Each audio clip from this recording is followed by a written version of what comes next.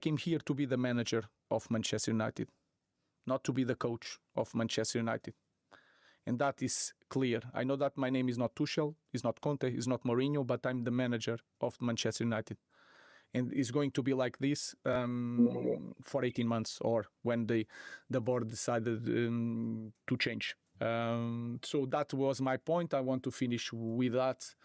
I'm not going to quit. I will do my job until other guy is coming here to replace me. And that other guy is going to be coming in fairly quickly. Don't know how quickly that is, but Ruben Amorim, while we were sleeping, or maybe perhaps while some of us were just barely trying to get up, out at Manchester United. It's a pretty busy weekend on a bunch of different fronts. You have Enzo Maresca and Chelsea trying to figure out what they're going to do. So, of course, everybody looks at them going up against Manchester City, and they laugh and they point their index finger and go, ha, ha, ha, ha. But you end up with injuries for Josko Vardiol and Ruben Diaz, and it ends up as a 1-1 draw. So any ground that could have been made up by Manchester City was not. Then you have Wilfried Nancy in the matchup against Rangers, and everybody's thinking, okay, great, 1-0 lead. And then it's not. And now all hell is breaking loose again. 2 wins in 6 for Celtic. They lose to Rangers 3-1. And obviously everyone is raising all kinds of hell about that. Then at the bottom of the table in the Premier League, you end up with Wolves getting their first win of the year. And it's a convincing win. It was an egg that was laid out by West Ham in their first 45 minutes. So then you're wondering about Nuno Espirito Santo and what could be going on with him. So after you slump to a loss to Wolves, Nuno apologizes. Then you wonder if he's going to last. So you have all of these places right now, whether you're successful, not successful, trying to be successful, trying to turn a corner. You've got the new guy, and patience is wearing thin in a bunch of different places. But while we were sleeping or while we were just waking up, it ends up with Ruben Amorim, who said, and I've got the full quote, we'll play that later on in the show. But Ruben Amorim and his post-match press conference in the draw with Leeds, and I would probably also keep an eye on Drew Dickinson and his social media. Do not be surprised if you end up with a very, very special 3D coming up here on the network later today. But if you follow Drew on social media, his harumph face was fairly well prevalent, shall we say. So I am somewhat looking forward to hearing what he says about the sacking of Ruben Amorim, who after the matchup this past weekend, he was like, yeah, this is just going to be it. I'm going to finish out my contract, and then we're kind of done. And so the board was like, oh, really? Well, we're done. Welcome to Monday. It's a Reaction Monday here on SDH. John, hear you there. Thanks for dropping by. And I guess technically that was opening kickoff, brought to us by Morning Espresso. And coming up in just a little bit across the network, I'm sure you will end up with your opening kickoff, and you'll have Morning Espresso, and we'll be kind of bouncing off each other today as we get you ready for everything, including AFCON. They're continuing to trim down to 8. What happened this past weekend? You've got teams in Major League Soccer that are signing folks. Kai Wagner goes to Birmingham City, gets an assist in his first match out of the blocks. Birmingham City still wants to be chasing after a Premier League promotion spot, but they got a lot of work to do, even though the championship, as we all know, is pretty much crammed from 5th to 13th. So all of this stuff that has happened this past weekend we'll get into. And I know that a lot of you are looking at everything that is going on with the AMBSE and the Atlanta Falcons. Last night, so you finish the season winning 4 in a row. You finish up at 8-9. You finish up in a 3-way tie for the NFC South, and the dirty because of tiebreakers ends up going in a different direction. So you've got that to look at, and everybody's saying, yeah, Raheem Morris, and the players were being very supportive. They were looking for Raheem Morris to come back. He's not. Raheem Morris and Terry Fontenot were announced that they were going to be relieved of duty when it came to the Atlanta Falcons. That happened last night. So then this morning you end up with more news out of AMBSE, where Rich McKay has been reassigned, and you now have a new president of football, so American football. So you've got that going on with AMBSE with the Falcons. Arthur Blank has come out with a letter explaining everything, and basically the buck stops here, buck stops with me, and here's what we're going to do. And so Arthur, as he always is in his very, very earnest and respectful way, is saying things change because the buck stops with me. And so you've had a sacking of a head coach. You've had a sacking of a GM. You've had reassignments in the front office. So where does Matt Ryan fit into all of that? We'll see. But yeah, that was AMBSE. So AMBSE's had a busy night. You had Chelsea dismissing Enzo Maresca, and it looks like it's going to be Liam Rossignol who's going to be coming over from Strasbourg. That's a part of the Bowley Clear Lake chain. And now it looks like Gary O'Neill might be moving over to Strasbourg. There was a discussion that Eric Ramsey might be a part of that, but it looks like the Gary O'Neill stuff has gone down the line a fair bit. And that's kind of where we are with that part of the carousel. You were thinking, Eric Ramsey initially locked into the idea of Chelsea, and everybody's like, really? After only one season at Manchester United, being a coach for a full season at Minnesota United, sorry. And after 1 year, sure, Chelsea. No, this one would have made a little bit more sense for him to kind of get adept to how things are at Bowley Clear Lake. He would go to Strasbourg, but apparently that's now Gary O'Neill, because Gary O'Neill is down the line. But what Bowley Clear Lake is saying, wow, this is carousel this morning. So Bowley Clear Lake is saying that they're not going to announce Rossignol to Chelsea until they have Strasbourg in place. So they're not going to sit there and say, well, here's an opening, and now we're going to look for somebody. No, they're going to make sure that they've got everything in place in Strasbourg so they can announce Rossignol at Chelsea. And so you have that musical chairs happening. West Ham, it appears, if they do in fact sack Nuno because of the match tomorrow, and if that does not go well, looks like Slaven Bilic might be back after a 7-year absence. When you look at Slaven Bilic and you look at Liam Rossignol, I think you're also looking at individuals that are economically feasible at this point. So that's what that is literally a little bit of the carousel this morning. Abe and Bart are set to join us in their respective time frames. Abe's supposed to be here in the next couple of seconds, and we'll talk about whatever Abe wants to talk about, whether it's carousel or what have you. Bart's going to join us at 10 o'clock. We'll discuss Yanks abroad, cards and calls, because there was one moment in Ligue 1 that was just shocking. And then we'll get into Florian Wirtz and VAR and anything else that's on Bart's mind. Like I said, we got Yanks abroad and all those kinds of things. So we're going to be drifting in and out of coaching carousel and a different kind of Black Monday. NFL's got Black Monday, and so apparently the Premier League does too. So we're going to be drifting in and out of coaches. We're going to be drifting out of sound. We've got sound from Kave Solakal at Sky about where things went sideways with Ruben Amorim. We've got the full sound bite with Amorim from the presser against Leeds, where he says, no, I came here to be a manager, not just a head coach. And there is a difference. So you'll hear that.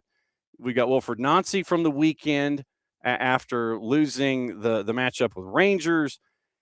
And yeah, so that's where we are. But opening kickoff brought to us by our friends at Morning Espresso, brought to us and Jason's opening salvo for the day that you get Monday through. Well, you get Monday, Tuesday, Thursday, Friday because of AST. Then most of everything in AST would have been an opening kickoff on Wednesday. 4 days a week, you get audio video versions of Morning Espresso brought to us by Oglethorpe University. You get the newsletter on Wednesdays, and you can catch that. And you can subscribe to that by going to soccerdownhere.net. Okay. Kind of rolling all over the place on a Reaction Monday. No real surprise. We're gonna first ask Abe about his reverse peach tree. So here we go. We're bringing Abe Gordon, our buddy from 92.9 The Game and the Odyssey app. You got nothing to talk about today, huh? No, certainly not. Yeah, things are crazy here at the radio station. End of a football season always brings something. We thought there'd be a chance, and the Falcons made a decision to part ways with pretty much their entire leadership squad, head coach, GM, and all underneath them. And, some people maybe thought that would be surprising. It's only 2 years, and you have this discussion of like this will be the third head coach in a 3-year stretch and all that. And I point back to Arthur Blank's decision on handling Ronnie Dyla and Atlanta United. And I used it at times when wondering if they would actually part ways this quickly with Raheem Morris. And I thought what he said in his release about the decision to move from Ronnie Dyla was pretty enlightening in terms of this is an organization that deserves better, expects better, has to be better. And I don't remember the exact wording he used, but it was something along those lines that's not our standard, and we're going to make changes to find our standard. And I think it's a very similar discussion for the Atlanta Falcons. It's a quick trigger, and you don't want to get into this discussion that I think people have with Atlanta United and are having with the Falcons of they've made how many head coach changes in the last 5 years, blah, blah, blah. But I don't think that's a reason to stick with a Ronnie Dyla or a Raheem Morris if you don't think that they're the right guy to do what's necessary. And so I kind of wondered if Arthur Blank's decision to move quickly with Atlanta United and make change might also show itself with the Atlanta Falcons. And we got the answer to that last night.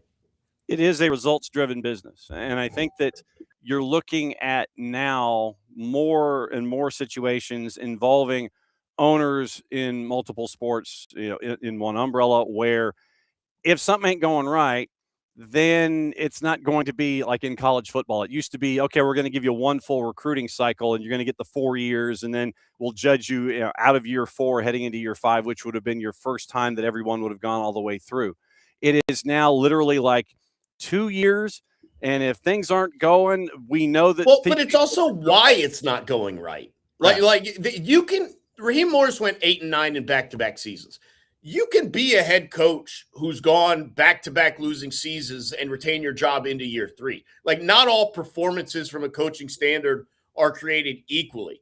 I think you look at the decision-making, some of the whether it be roster or in-game decisions, some of that stuff that you place directly on your head coach, time management, the use of challenges, other assorted decisions that make you question the ability to improve the team. That's different than, a quarterback developing and you're starting to see some bright spots. You had to win this year. Like, you knew you came in having to win this year. That didn't happen. And the problem was I don't have the belief that he would win next year. Ultimately, that's what it boils down to. You don't believe that he's capable of turning this team around. Why? Just because they deserve a third year, that antiquated comment, why keep them around? And that's ultimately the decision that was facing Arthur Blank and the one that he came to a conclusion with. Yeah, and along those same lines, we get into what happened in the overnight with Manchester United and Ruben Amorim, where literally, and we played the short version as our cold open this morning. It wasn't so cold because I'm sitting here having to sit there and bounce back and forth from things. So it's kind of like a tepid open, where we got the short version of where he said he was brought in and he was going to be the manager of Manchester United, not just the head coach. And he says this publicly, and he's like, 18 months. I got 18 months left on my contract, and then we're done. I'm out. Next guy will come in, and we go from here. And so Ruben Amorim says that over the weekend, and so the board was like, oh, okay, 18 months? Okay, how about now? And so now Manchester United goes back into the mixer with all of the chaos that they've had, and that cycle that you talk about with that 2 years kind of with the Atlanta Falcons and United and such, it continues to manifest itself. And we're talking like what, 10 plus now with Manchester United going through this cycle that doesn't seem to want to change. Yeah, I thought that was an interesting comment of I'm not here to coach, I'm here to manage, stuff like that. And it felt like that put quite a lot of onus on the players to just do their jobs, and that makes my job easier. And that's just not how it works. And you look at roster construction and where things fall apart, whether it's on the soccer field or on the football field. And what happened for the Atlanta Falcons, in my opinion, is not just a Raheem Morris thing. And they did part ways with GM Terry Fontenot as well. Mm-hmm. First off, the quarterback situation is a disaster. Like, we understand that. And it's the one thing you can't get wrong at the NFL level. But separate of that, you didn't have enough receiver depth to get you through when there were issues with Ray McLeod, Darnell Mooney, and Drake London. You lose Divine Diablo in your linebacking core. No one steps in. You go 0-5 when he's out. You don't have the depth there to deal with one single injury. And, it's the NFL. You're going to have a single injury at every level. And there were issues along the offensive line. As soon as Caleb McGarry went down preseason, you just kind of went with what you had. Storm Norton gets hurt, and then you have problems there. And that partially led to some of the issues you had at quarterback in terms of protection and lack of a pass pro and not overly dominant run blocking. But then you draft Pierce, which goes into the plus column for Fontenot, and he had a great rookie season. So, right. And you had to do that by giving away your first round pick, which is not great, but I think you could make arguments there. And I think if you're Fontenot, this was what you were worried of, is being fired. So what do you care about your first round pick? You're probably not here to use it unless the team wins and goes to the playoffs, which, as you see now, team didn't win, didn't go to the playoffs. You're not here to not use it, so who cares, right? Like I always would have made that trade if I was Terry Fontenot, and it did seem to work out. Look, Terry Fontenot has plenty of hits, right? There's plenty of hits. But you talk about your quarterbacks since Matt Ryan being some combination of Desmond Ridder and Marcus Mariota, and there's one or two I'm forgetting, Michael Penix, Kirk Cousins. Like, it's been bad, and it's been bad under him. And ultimately, if you miss on that position, you're not going to be able to win in the NFL. It really is that simple. And so I think that's part of it. And along with just there were some roster holes, and that had to be addressed. And look, he was here for 5 years. You didn't make the playoffs in any of them. It's now an 8-year stretch. Like, it's a different discussion for Raheem than it is for Fontenot. Raheem, if you want to argue the sample size is smaller and he deserves a third year, while I disagree, I understand it. For Terry Fontenot, you've been 5 years without a playoff. Like that's not good enough. So I think if you're just kind of blowing out the whole thing, you're starting over with entirely new leadership in terms of decision-making about players, and then in-game coaching as well. You do it at the same time. You're just totally resetting. And then the announcement this morning that Rich McKay is being reassigned. You now have the Grand Exalted Poobah of football. And so now you're getting, in addition to the baseline guys that you're used to seeing when it comes to football and associations with rosters and decisions, you've now gone into the infrastructure to make yet another change and an adjustment, or really it's a promotion over time after learning, I guess. Well, here's the problem. They already told us that that's what had happened. They had already told us Rich McKay was no longer involved in decision-making with the Atlanta Falcons, that he slid over and was doing a lot more with Atlanta United and general AMB SE initiatives like the training facility, like the World Cup, the future Super Bowl, the new NWSL. They had already said that's what he was doing. There were a lot of complaints from Falcons fans that Rich McKay's hands are still on this. And they had assured us, no, he's not making those decisions anymore. This was 2 years ago, at least. And now you come out and say, all right, Greg Beatles has been promoted. Rich McKay is going to officially slide over here. I thought he was already over here.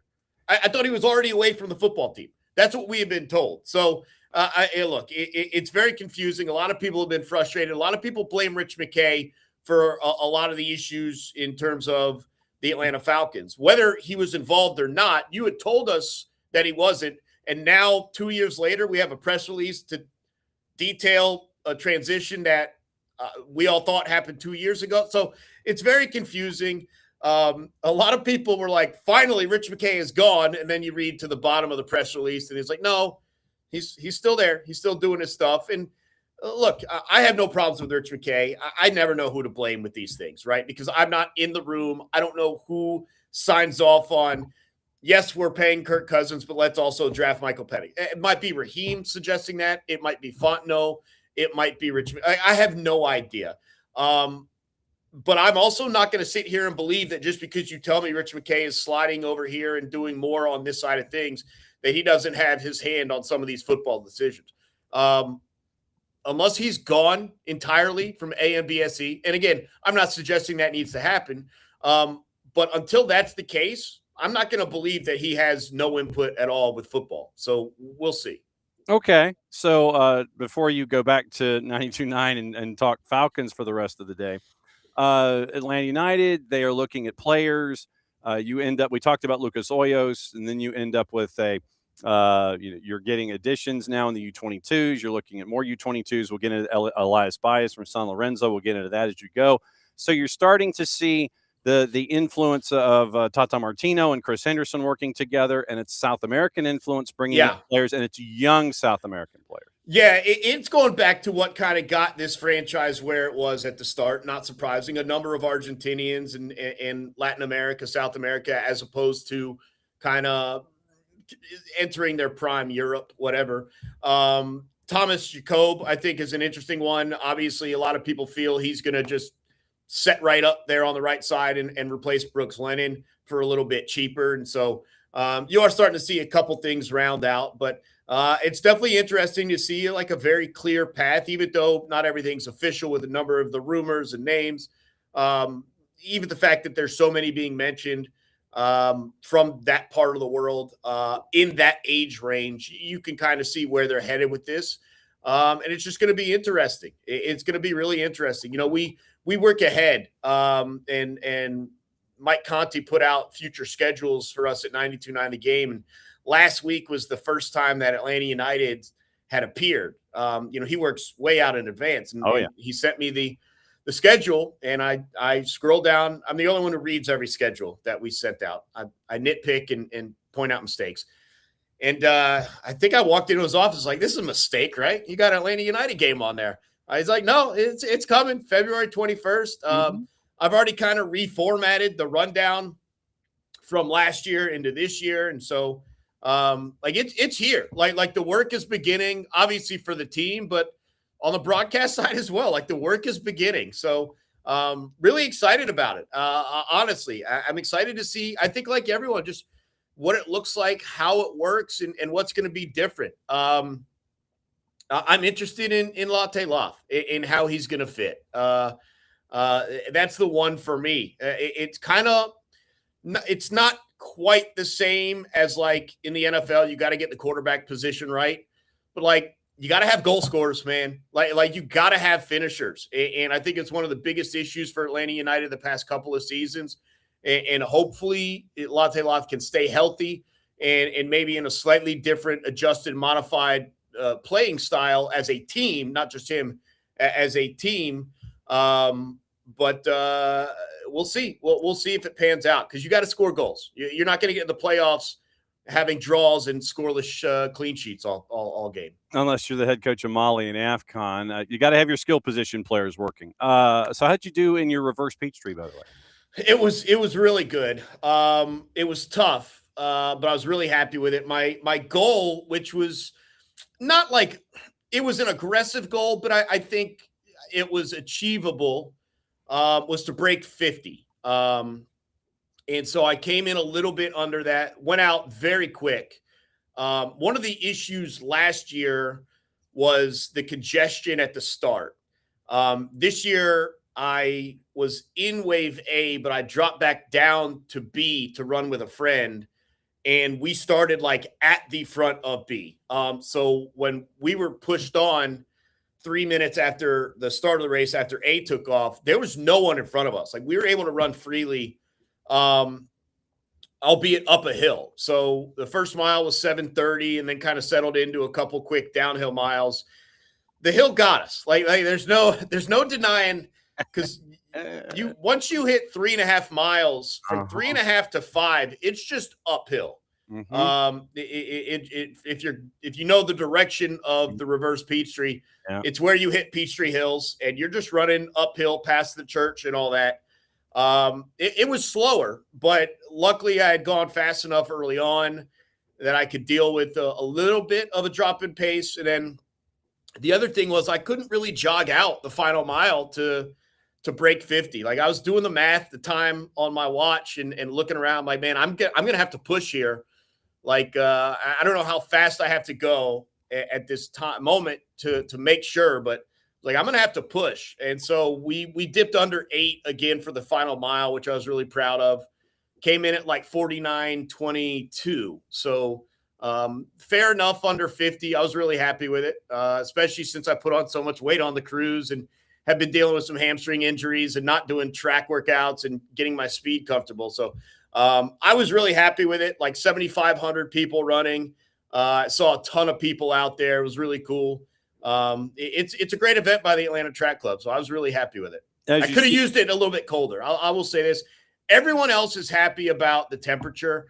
I am a cold weather runner. Like for anything that's I'm like working hard for, like pushing for, give me it cold. Because I was coming up that hill, and I don't know, it's maybe like 51, 52 degrees. I was coming up that hill, and I'm like, man, I am drenched in sweat. I'm starting to overheat. I might get lightheaded here in a moment. I could have used – it was 28 degrees for that run last year. I could have used 20, 28, or like at least 38. I could have used 15 degrees, but that's just me. Everyone else was happy with it, not me. Well, glad you made it in under 50 at 49:22 and change. Yeah. Glad you survived. Glad your calves and your hamstrings aren't barking at you. I know it's going to be a busy day there at Colony Square, so proceed, get out of here, and talk Falcons. We'll see you in a bit. Yeah, appreciate it, Sean. Thanks for having me as always. As always, there's Abe Gordon. So Abe, and so I guess that was kind of an all-encompassing opening kickoff-y kind of a thing. So the reason, and I'm going to steer this back to Manchester United here for a second. Well, for more than a second, but just in general. So what we were discussing with short time and lack of patience and all of those things that you can attach to Manchester United and Ruben Amorim.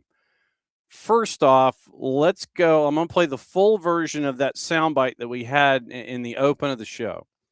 And it's the full question and answer about his level of frustration when it came to being able to do the job that he came there to do, courtesy of Manchester United, their own selves. I came here to be the manager of Manchester United, not to be the coach of Manchester United. And that is clear. I know that my name is not Tuchel, is not Conte, is not Mourinho, but I'm the manager of Manchester United.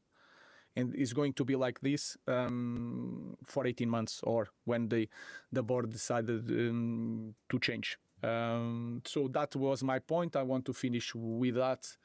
I'm not going to quit. I will do my job until other guy is coming here to replace me. Do you feel that, maybe certain assurances around things about the ability to manage this team that you thought you had? Do you not feel that? I just want to say that I'm going to be the manager of this team, not just the coach.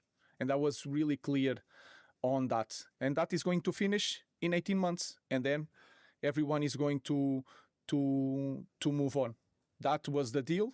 That is my job, not to be a coach. If people cannot handle the Gary Nevilles and the criticisms of everything, we need to change the club. No, guys, I just want to say that I came here to be the manager of Manchester United, not to be the coach. And every department, the scouting department, the sport director needs to do their job. I will do mine for 18 months, and then we move on. All right, thank you, guys. Thank you. minute and 32 seconds, and then the media relations guy's like, yeah, thanks, guys. So let's go back to August 17th. Lori Whitwell at The Athletic. Ruben Amorim says he feels the support of from Sir Jim Ratcliffe every day after Manchester United's co-owner pledged to give him 3 years in charge.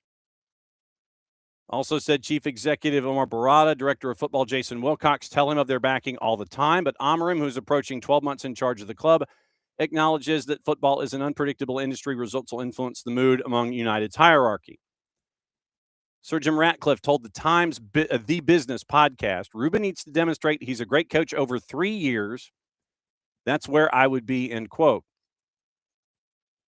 Subsequent press conference, Amorim, quote, he tells me all the time, sometimes with a message after games, but you know, I know, and Jim knows that football is not like that. The most important thing is the next game. You cannot control, even with owners, you cannot control the next day in football. So I know that, but it's really good to hear that. Also because of the noise, but Omar and Jason tell me that all the time. Backing from above. First of all, I can feel it. It's not just that thing that people talk about, but I feel it every day. And again, sometimes the pressure that I put on the team or on myself is so much bigger than them. I know that it's going to take a while, but I don't want to think like that. I said that last year. But of course, again, it's really good to hear that, meaning the support. I think it helps our fans to understand that the leadership understand that it's going to take a while. But at the same moment, I don't like that because it will give a feeling that we have time to work things out. So I don't want that feeling here in our club. The most important thing is the next game. Good to feel the support, but we need to prove in football and especially in big clubs that every weekend we are ready to win games. So that after Sir Jim Ratcliffe says 3 years, October. We are now in January. So really 2.5 months after that conversation that Sir Jim Ratcliffe had with the Times, apparently not. And so now you have all of these elements with Ruben Amorim that are attached to this rundown of all of the things that have gone on involving the frustrations with Manchester United fans. And to let you know, technically, Ruben Amorim is the 10th manager to take charge of Manchester United since Sir Alex Ferguson departed. David Moyes, Ryan Giggs, caretaker. Louis van Gaal, Jose Mourinho. Ole Gunnar Solskjaer. Michael Carrick, caretaker. Ralph Rangnick, who is an interim. Erik ten Hag, Ruud van Nistelrooy, who is an interim, and Ruben Amorim. 10. 10th manager. And your win rate compared to Manchester United's other post-Ferguson managers, Ruben Amorim only won 39%. Jose Mourinho won 58, Ten Hag at 55, OGS at 54, Moyes at 53, Louis van Gaal 52, if you want to get into the whole wins and losses thing. 63 matches, a record of 25, 15, and 23. Goal difference of +8, 122 to 114. Worst win ratio at 32%, worst goals conceded per game ratio at 1.53, and the lowest clean ratio, 15%, of any Manchester United manager. And so now you have Ruben Amorim, who is sacked at Manchester United. You have Enzo Maresca, who is sacked by Chelsea. We got into Bowley Clearlake and what they were looking for earlier in the show. 92 matches for Maresca, 55, 16, and 21. Amorim at 25, 15, and 23, out after 63 matches. Garnacho, by the way, liked to post on Instagram announcing Ruben Amorim had been sacked. And to Amorim's point, Manchester United, since his first day there, 47 matches, they were 14th. 58 points, and they truly were in between group 2 and group 3. You have the main group, the big 4. Then you've got the chase group. Manchester United smack in the middle at 14th at 58 points in 47 matches and a goal difference of -6. Ahead of Spurs, West Ham, Wolves, Sunderland, Leeds, Leicester, Ipswich, Burnley, and Southampton, the 23 teams that were involved in the Premier League since Ruben Amorim walked in the door. And by the way, they were the last 2 managers, meaning Amorim and Maresca, to win the Premier League Manager of the Month award. So Manchester United sacks Ruben Amorim, informed of the decision, immediate effect, 14 months after the breakdown in relations. And to the point that we were discussing with Abe and ownership, and really the Chelsea situation. I mean, and it's different, but as a front office, you feel like you have to do something. Ruben Amorim said he wanted to be the manager, not just the coach. And there is a difference. The interpretation being that he was there to have impact in player transactions, player suggestions, discussions about who to bring in to help things out philosophically, and not just be the guy who's going to be on the touchline and have guys, going back and forth in front of him, and that's your only duty. Amorim came from Sporting, and it was one of those conversations with him, hey, Manchester United, you want to be a part of this? So it is now that Amorim has been sacked, and this is where we are. Once again, Sir Jim Ratcliffe said that he wanted 3 years. Then you end up with not that, 14 months. You got about half that. And you have the financial difficulties, and this is the kind of why I let Abe go when it came to AMBSC and the decisions there and what we're seeing with Sir Jim Ratcliffe and Manchester United and Ineos. It has been a cost-cutting thing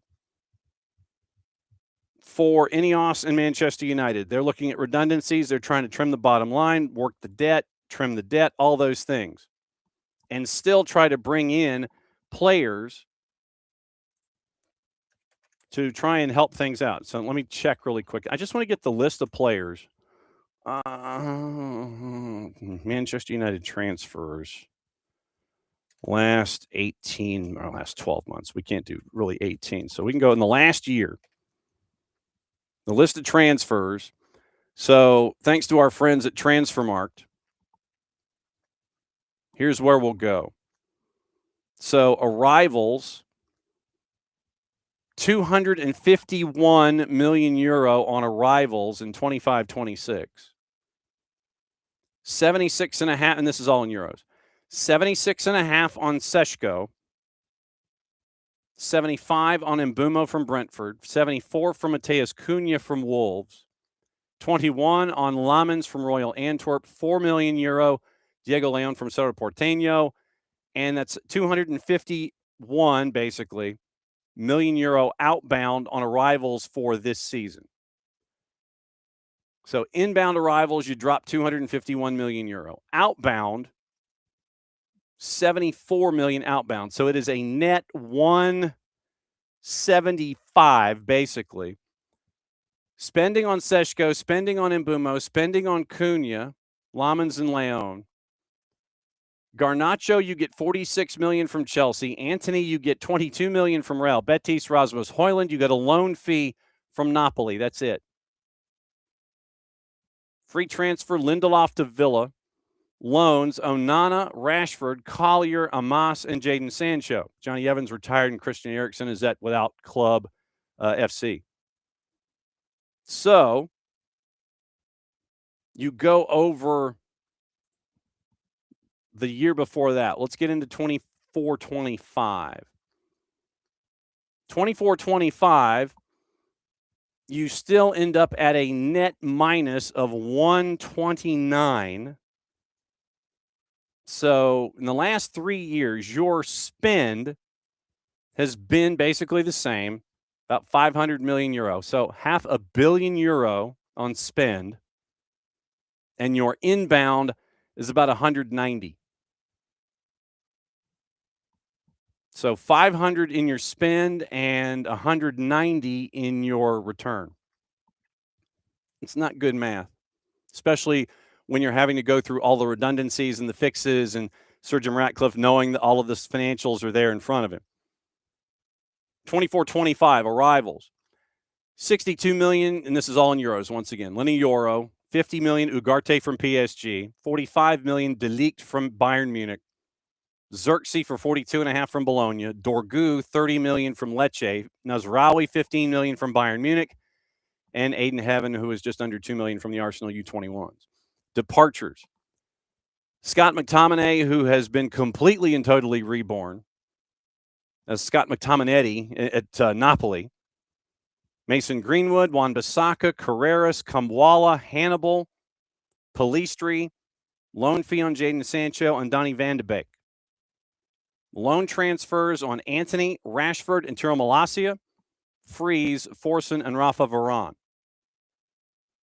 You got 30 for McTominay, 26 for Greenwood, 17.6 for Wan-Bissaka, 14.3 for Carreras, Kamwala, 10 million euro from Villarreal, Hannibal 6.4, Pellistri got 6, Jadon Sancho basically 6 on the loan fee from Chelsea, and Van de Beek half a million euro to go to Girona. So your net spend is still huge. That gap, literally at 190 million, 191 that you got back in return when you spent almost 500 of the last 2 years, 12 months, say. Minus 310. Your current transfer record, according to Transfermarkt, is a minus 176.5 million euro.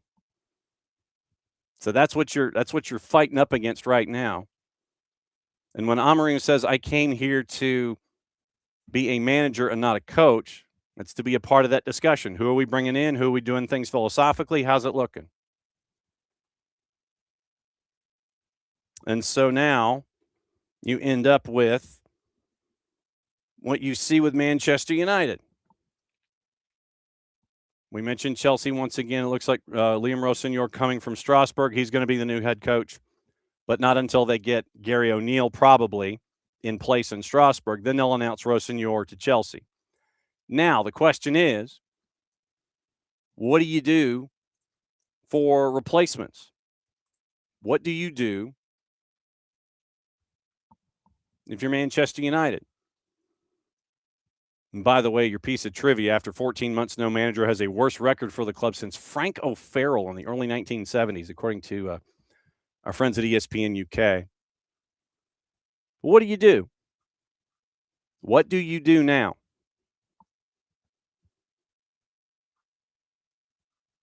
Who do you bring in? New Year's Day, Maresca's gone. January 5th, Ruben Amorim's gone. What do you do when you have all of these players that are there? You can't really spend a whole lot of money. Who do you bring in? And obviously there's the lists that are silly, because legitimately one of the names that was on that list was Enzo Maresca. I mean, this is what happens in a situation like this, where you legitimately just sit there and you're throwing spaghetti against the wall to try and come up with something when it comes to, hey, all right, so what's the list? Oh, what about Enzo Maresca? Yeah, that'd be great. No, it wouldn't. Not really. But that's where we are right now. People are going to have these lists. They're going to sit there and go, well, what about this guy, and this guy? It wouldn't surprise me if it was Darren Fletcher for the rest of the season. Regroup. You don't have to have any kind of a spend. If you're a manager that wants that gig, you'll see where the level of investment is. And you won't have to necessarily react to it and jump into the pile. Yeah, I can do something with these players. Maybe all the big names wait until the end of the season before they figure out where they want to go next. Chelsea looks like they have it figured out inside their chain. Manchester United, do you want to deal with all that? I know that there's going to be there's folks that will sit there and go, do you want to deal with this? Think about like we talk about it when it comes to college football. Do you want to deal with all that crap at insert school here? Yeah, because I think I can change it. It goes back to Amorim sitting there saying, I'm going to be a manager, not just a head coach. I'm going to bring in all these things. I'd like to do all these things. And then that's where you go. And then after 14 months, you say what you said. Cavi call on when it all went wrong. Where did this all start to go wrong for Amorim? Look, I think the bottom line is Manchester United are a very difficult club to manage. And Ruben Amorim felt that he was not the manager. He felt that he was being treated as the head coach. And I know his job title is the head coach, but when he took the job, he was given assurances that he would have a big say. He would be the one in charge. So I think his feeling is that there's been a power struggle behind the scenes. His relationship with the director of football, Jason Wilcox, has had its ups and downs. There have been some disagreements behind the scenes about their strategy during this transfer window. So this has been bubbling away for quite a while. And we know that Ruben Amorim is somebody who is very honest, can be quite emotional, says what he thinks in news conferences. And we have had hints that this was coming. And I think from his perspective, this has not come out of the blue. He is not surprised. He knew the writing was on the wall, but he feels that he has done a pretty good job overall. And if he'd kept his job and if United had been willing to back him, he was very, very bullish that United would have finished in the Champions League places at the end of this season. From our friends at Sky, Cavi Solakal, they scrambled him in a hurry this morning. Literally, at the beginning of that particular segment, once again, thanks to our friends at Sky Sports and Sky Sports News. And we got Cavi Solakal in here on the double. Yeah, you did. So that's where we are with Manchester United. You've got somebody who's completely and totally mad about run of form and et cetera. And so you say, I'm here to be the manager, not the head coach. Head coach dude's watching folks back and forth with a whistle and cones. As you heard from Solakal and what we've been talking about, yep, I'm the one that gets to be in the kitchen and try and help cook things here. Instead of being the guy, hey, here's your plate, go to table 17. So that's what you ended up with Manchester United and Ruben Amorim this morning, very early this morning. And so you have a team that has this pedigree that can't invest, or at least they can't invest, or when they can, it has to match ins and outs. At least going forward, it does. As we went over the last 2 years of transfers involving Manchester United.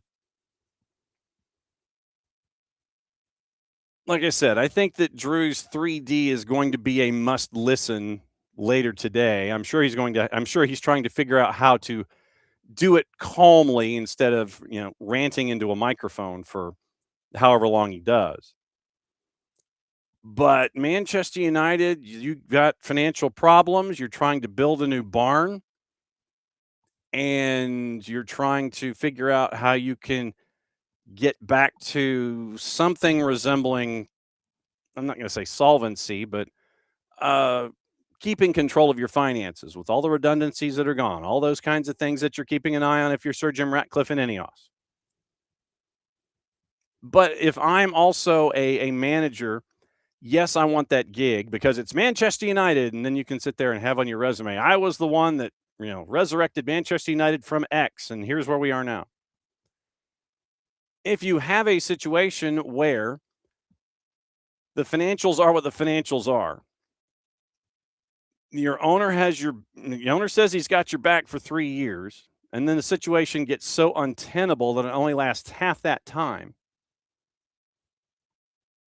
If you want that gig, what does that say to you? That, yeah, I'll sign up, I'm getting paid, and I'll max it out, and we'll see what happens, and I can put that I was at Manchester United on my CV? I mean, are we to that point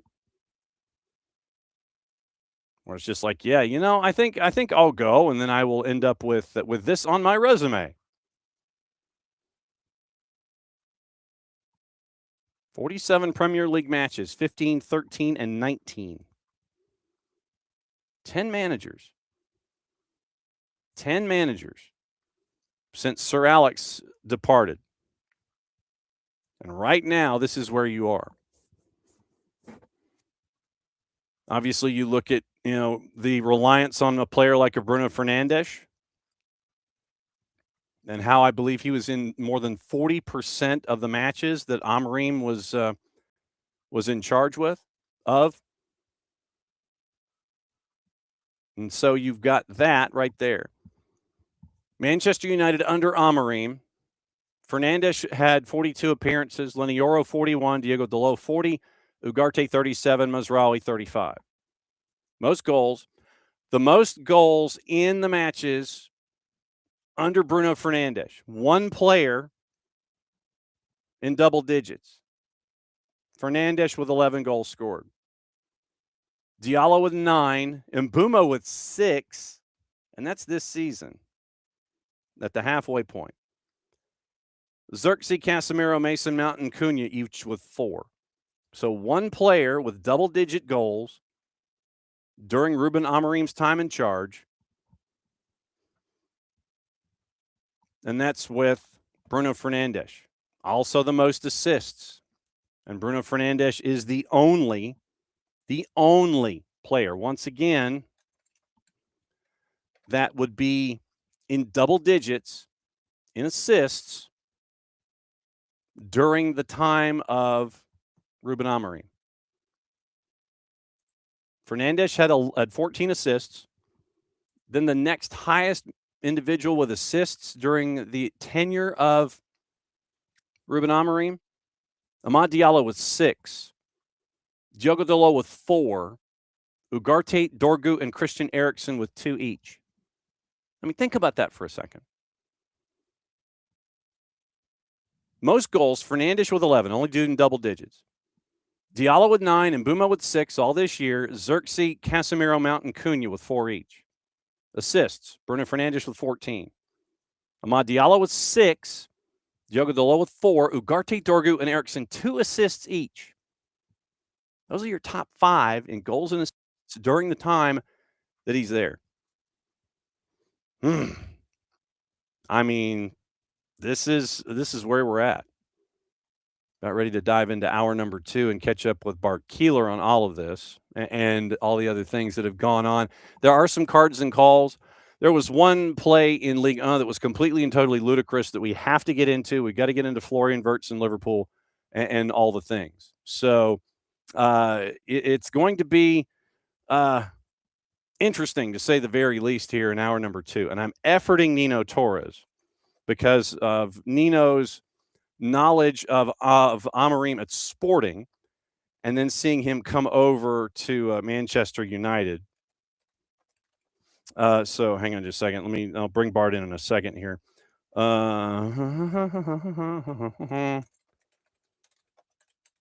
Okay, so all right. So Nino Damas has been alerted. So we'll see if we can bring Nino in just to kind of get a cup of coffee from him about the whole thing. All right. So hour number 2, and we got stuff to talk about with Bart. Yanks abroad, cards and calls, all the things. So Bart, yeah, well done. Happy New Year. Yeah, I know nothing's happening. So nothing has happened of note in the past 12 hours, right, John? Absolutely nothing whatsoever. And you, as the resident Arsenal fan amongst everyone here, you're kind of sitting there and you're just looking at it. You're just kind of sitting there and you're going, "Hey, look at that! Hey, check that out!" Hey, it's great to watch other people be messy, John. I mean, it is wild to realize that in the last 4 days we have 2 sackings from 2 of the blue bloods in the Premier League that are. So what is sacking? Well, I mean, it's like don't let the door hit. I think he put himself in the sack and hopped off. It was. Yeah, I think with Maresca it was more like don't let the door hit you in the ass on the way out. It's all right, fine. Yeah, just like Darn. here's your key. We need your key card, and you, sir, are out the door, as the kids say. So, I mean, I want you to take your Arsenal hat off for a second. We can do that. When you have 2 sackings of this magnitude, or a dismissal and a sacking, or don't let the door hit you in the ass, and then a sacking. What do you, I mean? You are in a situation looking at Arsenal where KSE, Kroenke Sports and Entertainment, had been notorious for not investing. And then you bring in Mikel Arteta, and there is a level of patience that has been exhibited for Arteta. And I don't know why people ished all over Arteta when he went from Manchester City to go to Arsenal. It's a level of patience that I think other folks should learn from. When you have someone who is learning about being a manager in the Premier League, you saw that at Arsenal, and you're seeing the results. I think this is what Arteta's 5th season as manager. Yeah. And so you're seeing a progression, you're seeing patience, and you're seeing it pay off, where you have 2 of these other big guns, one who admittedly is in financial trouble, and you have your owner saying one thing, and then it only ends up being half true, and the other is just Chelsea being Chelsea almost. And literally, it's like, No financial trouble. it's like, so we're 18 to 20 months in. I think it's time to swap out a man. It's almost like it was when Abramovich was in charge, and there's just a level of impatience that was there. But I think you've seen a level of patience at Arsenal, and you're seeing the end results that other folks that are those blue bloods, they're not witnessing right now for one reason or another. I think you see this also with Liverpool, in the fact that I don't think anyone from actual Liverpool brass is freaking out or freaked out about the start to the season and Arne Slot and all these things, right? Because and this is not trying to say that one is better than the other necessarily, because obviously Chelsea has had success cycling through managers every other full moon. Because they perpetually invest in those high-powered players, and it's like, we're spending a $9 gazillion on all these dudes, Right. and they're almost powering through that idea. But there is a level of it goes both ways, and I think that's where I'll talk about Arteta for a second. In that, I think Mikel Arteta proved to Arsenal's ownership and leadership that, hey, I am a valuable manager.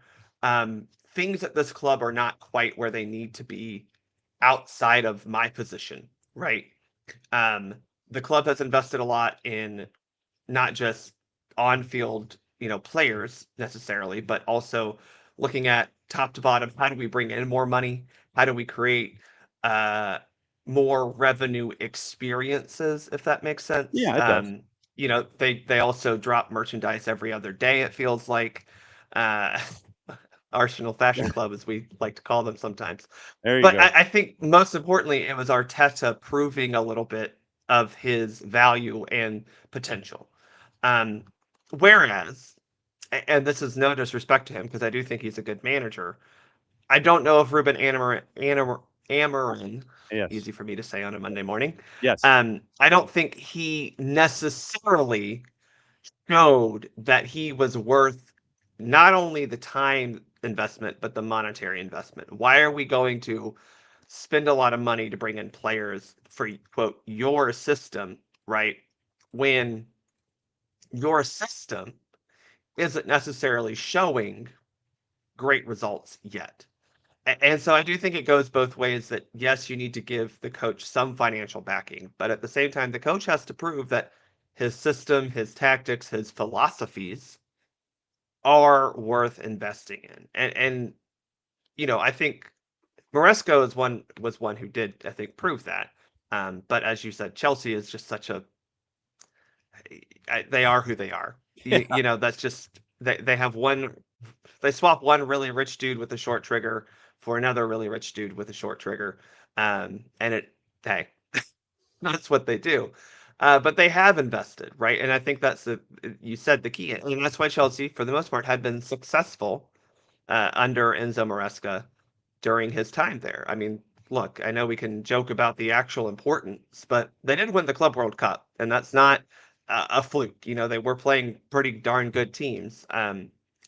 So that's kind of where I think for Manchester United, looking at them, I don't think they ever really themselves bought into Ruben Amorim. Yeah, Again, well, not my club. you should soften the A. Amorim. Amorim. There Yeah, we go. Amorim. Yeah. There. Hey, that worked. Good job, John. Yep. And so that's the question for them, is for their next manager. Is this a guy you're truly ready to go all in on? Because if you're not, then you're not going to get the actual results. Because I think most people here, having watched Atlanta United over the past 5 years, players matter. You know, I think in MLS coaching matters a little bit more because of salary restrictions, but we know that coaching matters, right? We saw this year that coaching matters. And even in the Premier League, where you have access to the best players in the world, and even at Manchester United, where you have the cachet of a club that is beloved and known maybe by just about everyone in the soccer world and beyond, players matter. And your coaching is important. You have to prove that your system, your philosophies work. But at the end of the day, you got to get into the best players possible. And while it doesn't always have to be, you go by, you know, the Man City approach or the Chelsea approach, where you just go buy the next hot thing, you do have to be smart, and you do have to be bold with your signings. And if United aren't willing to do that, then I think they're going to be stuck in this cycle again. Yeah, like they've been for the other previous 9 managers after Sir Alex left. Correct. I mean, you're And caught. that's a hard thing for them. I do want him to. Sir Alex Ferguson was one of a kind, 100%. Mhm. But similar to, and to throw on the Arsenal hat a bit, Arsene Wenger and Sir Alex Ferguson were wildly successful in an age where a dominant manager mattered. A guy who controlled top to bottom the club. Yeah. That's not the case anymore. There's way too many intricacies of the game that have to be managed by specialists in those areas. And I think Man United have to figure that part out. Our buddy Ben Jacobs this morning, denials of power struggles or ultimatums, but understand there was a breakdown between Amorim and Jason Wilcox. United backed the squad to achieve their objectives this season, including getting European football. United insiders insist Amorim was aligned in adding 3 forwards over a midfielder last summer, especially knowing that they're versatile. And whoever replaces Amorim, this is Jacobs, whoever replaces Amorim will still be a head coach, not a manager. No coach will ever sit above the leadership team or be given a recruitment veto like Ten Hag, as Manchester United's model is collaborative. So, 47, so it's 15, 13, and 19 and 47, 32% win rate, -6 in the Premier League, and then 6 clean sheets. So that's what you're, well, and what the thing with Manchester United is that you are dealing with something of a catch-22, because you have an owner and an ownership group that is taking over from the Glazers. You know, the Glazers, pretty much treat it as their own restructuring piggy bank every single time. So when Sir Jim Ratcliffe and Ineos come in, they look at the books and they're going, this isn't going to work. Because at the end of the day, Sir Jim Ratcliffe and Ineos are looking at their investment as an investment, knowing the branding is still attached to it. But at the same time, you can't just throw money down a hole and set it on fire. And so you're looking at this standard that has been set previously through deficit spending, and I mean deficit spending with the Glazers. And so standard is here. Ineos and Sir Jim Ratcliffe come in understanding the standard. Say that 10 times fast. And going, like Pittsburgh Steelers fans here, John. The standard is the standard. Yes, and the ceiling is the floor. Hubert Davis. So you look at this standard that has been set under these circumstances, these financial circumstances that can't be this way anymore, and you're like, okay, redundant. We got to cut. We got to cut here, and it's cold sandwiches, and for everybody for lunch now. And you're trying to juggle the idea of trimming redundancies and trying to be this lean operation Mm-hmm. with Mm-hmm. trying to compete with that expectation that has been set through the previous owners. Mm-hmm. And then you're bringing in manager after manager after manager who says, yeah, I can work with this. You get alleged assurances about, okay, let's work with this. And then you don't get to work with it because of the financials that are attached. And so it's almost like this catch-22 that you're caught in right now, where Manchester United is concerned. And yeah, do you want the gig? Yeah, I want the gig, and I want to help out, and I want to turn Manchester United around. Oh, there are some constraints here, and then there end up being more constraints as you go. Yep. And so it's this moving target, it seems like, with Manchester United, their financials and the dudes that come in, and it's all these chainsaws that you're juggling, and it turns out to be something of a very, very short-term thing for a lot of folks. And again, that goes back to the investment side of things. If they can or will invest, and again, the team on the players on the field are going to win you games. That is the fact. But as again I said, the modern age of football is not, oh, you just have a good manager and some good players on the field and you win games. There are so many things that happen off the field that make clubs better. And I think you kind of hit it, that United is not able to focus. Or they are focusing on those things. I do think that's unfair to say they're not. They're just not at the level where they're ready to make those things enhancements yet. They're still trying to figure out all their financial off the field. And I do you're having to I juggle. do like Alex Bassine's we're winners and deserve more, and our model is we win things. Like, that's kind of funny. Because that's kind of how it feels like, Manchester United was. I mean, I'm not involved with the club as much as anyone else, but when's the last time you heard of a great Man United academy prospect coming up from? Man City's doing it. I mean, Man City is. I mean, he got smoked for a goal the other day, but you've got guys in their 11 that are academy products. Arsenal's got academy products. Liverpool has Bob and O'Reilly, right out of the block. Yeah. And so that would be my next question: is the academy at Manchester United? I mean, you think about their most successful period of time. Why was that? Because they had 8 guys from the academy somehow in their first team, and they haven't had that either. And that goes. We could dive into Atlanta United here. I will. Even an academy producing a couple of starters for you every 5 years. It's a long way.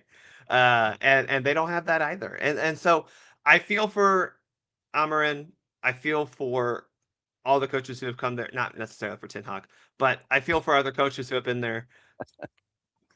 How'd that work out for him at Leverkusen? But I do think Amorim will find a job somewhere in a non-EPL league, because it is different. I mean, shoot, he could go to, I'm not saying he should go to Chelsea, but he could probably go to other clubs in the Premier League and probably do okay. But again, look, United, they're 6th. It's not like they're bottom half the table, but they haven't necessarily been good this year or this period of time yet. And so when you're only sitting at 6th and you're looking outside of your European qualification, it's kind of hard to argue you should be there. Yeah. See also Atlanta Falcons. Yeah, and your big gun is currently injured, and you're trying to figure out how to navigate that. So when we did mentioned, you report the news, John, about the Falcons and United and Rich McKay? Yeah, and okay. I wasn't paying attention. I'm sorry. Yeah, it was with Abe, and I mean, I look at Abe would know. Yes, I've looked at Rich in this way, where I think that in every business there's that one, every successful business, and I'm just talking outside of athletics. In every successful business, there's always that one guy who is valuable to have around, and it's because he knows what it means to be in the left wing. He knows what the left wing of the big glass office. He knows what it means to be on the right hand side of what happens over here. He knows about this. He knows who to contact. With all of the new faces that come in, and this is, it's like, if you need to have something done quickly in a legal sense, he's the guy that you could sit there and go, hey, who's the lawyer that we got on call that we need to have something drawn up immediately, because of the newer guys that are in there that may not know. Those voices of experience that you have that know every aspect of what's going on because he's seen every department grow and evolve, and he's seen the infrastructure grow to where it is, and has an understanding of the machinations of the greater business that you're in. And he can sit there and say, yeah, you need to talk to this person. Yeah, you need to talk to this person. We need to have so-and-so help us out with this widget contract with the state of Kentucky. Okay, bring Rich in, and he can let us know, okay, what's the lay of the land in Kentucky. So, like I said, and I'm kind of pulling from a bunch of different places here, but there's always that one guy in every successful business that you can count on to sit there and either be there for you when you don't have anybody that's experienced enough in a key role to help you out in a situation like the competition committee for the National Football League. Having him there, having him with everything that he's done in the city of Atlanta, everything that he knows about the right guy to talk to in a situation like that. I think that with Rich, hasn't been as active, I think, as has been presented. I think that he's in the line of people that we have Q&As, and when we really have something that we've got to really ask, Rich is the guy that he's our answer man.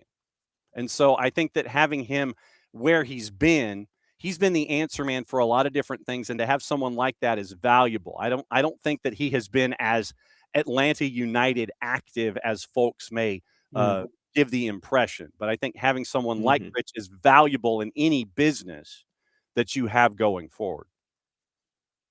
So like I said, that's just my thought on Rich and the idea of being reassigned and now a director of football. I always thought that Rich was doing a bunch of different things, and now you're just taking someone who has learned from Rich and creating this role, and that's who that is now. After years of learning with Rich, okay, you're now the director of American football. So that's what I was taking from that particular paragraph.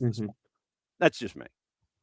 Yeah, I mean, I think you mentioned all the positives that Rich McKay is supposed to bring, and then you look at the teams that are doing what they're doing on the field, and they suck. Well, So but that's the just thing, where we're at. Sorry, I mean that's from a fan's perspective, and I'll be just quite honest. As a guy who, as a season ticket holder who's watched his prices go up significantly since we've been crap.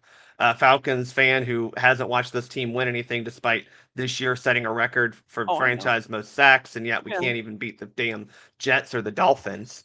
It's just, I know it's not a Rich McKay problem, but it's when he is the dude who is supposed to be in charge of all this. And the standard continues to fall, or the standard of we need to make the playoffs, or we need to be top 4, whatever club you're talking about. It just keeps not being met. I know, and I will say that experience only matters if you're good at the job. That's all I say. But what I'm saying is that in the day-to-day, I think that Rich is like kind of like an overseer and an answer man. And so I think that if you're talking about things with the Falcons specifically, that's Fontenot and Raheem Morris. I think that Rich is someone that you talk to when it comes to needing answers on a particular topic, but he's not in the day-to-day. He's more your corporate overseer, your corporate guy. I mean, I think I would like him to truly be in that position, which is where I think he's moving to now that he's just in charge of AMBSE, which makes a whole lot of sense. Okay. The Falcons, I'm hoping this restructuring makes more sense, and I do hope Atlanta United can find someone who is, we got to find a Garth replacement. I think that's number one, obviously, and that. Do we? Because if you've got Chris working one part, Skate working one part, and Demetrius working one part, I think that you've got all three covered. I think that you've got Chris working the on the field, Skate working the infrastructure part, and Demetrius working the economics part. And so I think that that triumvirate right there, I think that it covers each of your boxes, doesn't it? If you say so, John. No, like I said, I'm just that's what we're staring at. That's okay. All right. Cards and calls and Yanks abroad. We're going to talk about the most obvious red card that's ever red carded. And I'm just When was it was a literally when Koulibaly and for this is go watch the Monaco highlights, and I'm sure if you did a search for Koulibaly and red card, it would be there too. Monaco, and I think it was Monaco and Lyon, and it was irresponsible. It was overzealous, and I'm kind of underselling it because of just how incredibly shocking a moment it was. Koulibaly leaves his feet and basically ends up planting his cleat right here on the sternum of an opponent, and it's literally it is like Mortal Kombat, and you end up with that move right there, and it was shocking, and I can't wait for the envelope that shows up for that particular instance. I haven't seen a foot at studs be that high up on another player that purposefully. Because a lot of times you see it's because, oh, they're trying to kick the ball in a, challenge for it and things are going on. And it's like, yeah, you just put your foot too high up and you probably shouldn't be doing that. And it hits, yes, it's bad. It hits him in the face. It's a red card, but it's not like you jumped 15 yards to, I mean, the dude was also participating in the long jump, John. I mean, it's not like he just jumped up and kicked a guy. He was running to put his studs right into almost his throat. Um, that is, I mean, that's what that is. It's a red card. That's all I can say. That's a red card. That's easy. The referee was like, "Yeah, that's a red card." And it was so unnecessary. I think more than anything, as you said, it was just like you didn't have to do that for like a number of reasons. One, the ball was at best going to the guy's chest, which means he's going to have a great touch to control it away from you, and you're probably still going to be able to nick it off him if it goes from chest to feet. I mean, like that's a very plausible way to defend that. There's also the like you just even if he doesn't put his foot up, the momentum and the straight up just running into a dude is a yellow card at the bare minimum, right? That's a reckless challenge, and you can argue that even that could have been serious foul play, excessive force. I got to be honest, I'd love to see how the referee jotted this down because we're talking excessive force, so serious foul play, sure. This could be considered violent conduct because this is not soccer. And I would love to see how the referee noted this down because, again, generally we see violent conduct is throwing a punch, non-soccer things, right? Spitting, stuff like that. Excessive force, serious foul play. So excessive force is our standard. We have careless, reckless, excessive force. So excessive force usually means, okay, well, this is a serious foul play red card, which is within the realm of soccer. You did a bad thing. Again, that is a lot of times we see this when a guy gets kicked in the head because the defender or whatever is just being,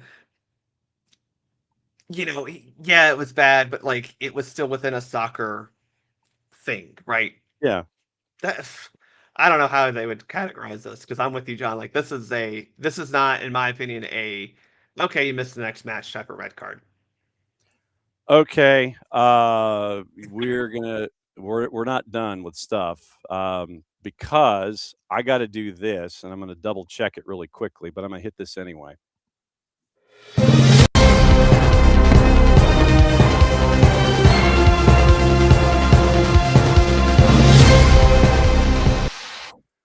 All right. It just so happens Wilfred Nancy has now been relieved at Celtic in one of the dumbest things I've ever seen. And I'm hoping that, we might be just colliding for the remainder of the show. So I will warn you now that for the rest of the show,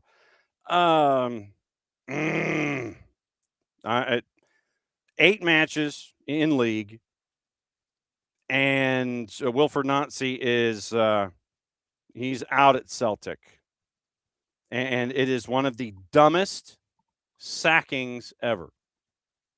It is just, I am. There are so many things wrong with this move where Celtic has sacked Wilfred Nancy. While we're here, I do have Wilfred Nazi after Old Firm, and he was asked some. This is from his post-match press conference, so this is from Celtic their own selves. Part of the back and forth after this match, he had a 1-0 lead, loses 3-1. Here was part of that conversation after the match post-game.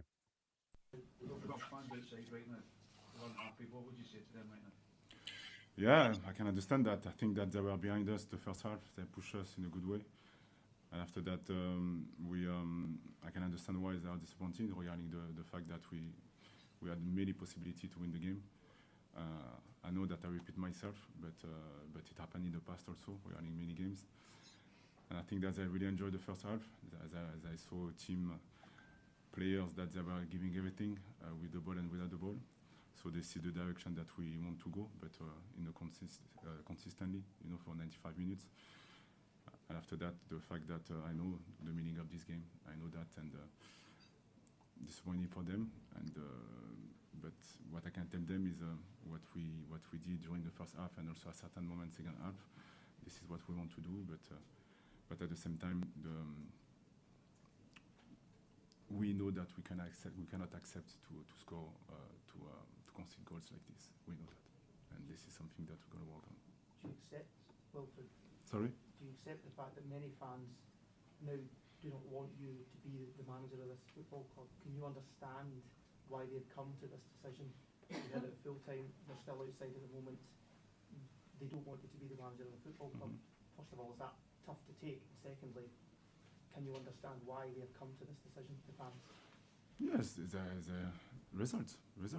So this is the way it is for the moment. And when I say this is the way it is, doesn't mean that I am a defeatist, guys. No. What I mean is we are really close, really close to turn things around. And again, I repeat myself, but I can understand the situation. Do you worry about your own future at this point in time? Because 6 defeats in 8. All right. That's Wilfred Nazi after losing Old Firm. Here's the rundown. 33 days in charge. Then we talk about patience, lack of patience, what have you. We talked about that with Maresca and with Ruben Amorim. 33 days in charge. Loses 6 of 8 matches.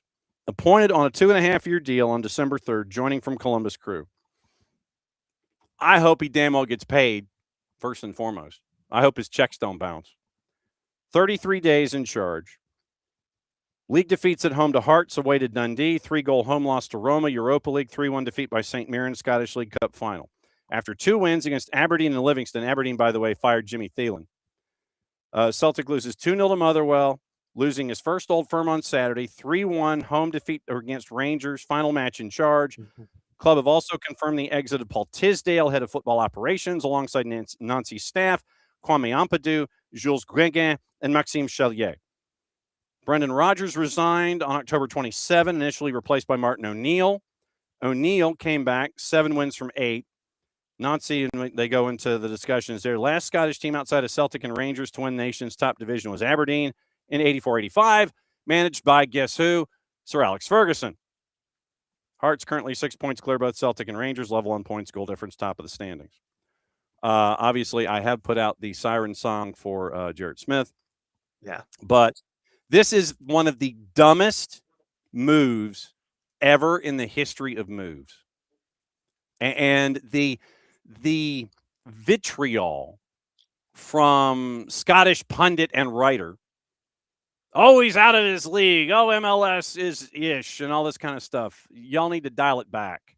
They won't. I know they won't, because it gets them clicks and engagement. But this is one of the dumbest moves Celtic has ever done.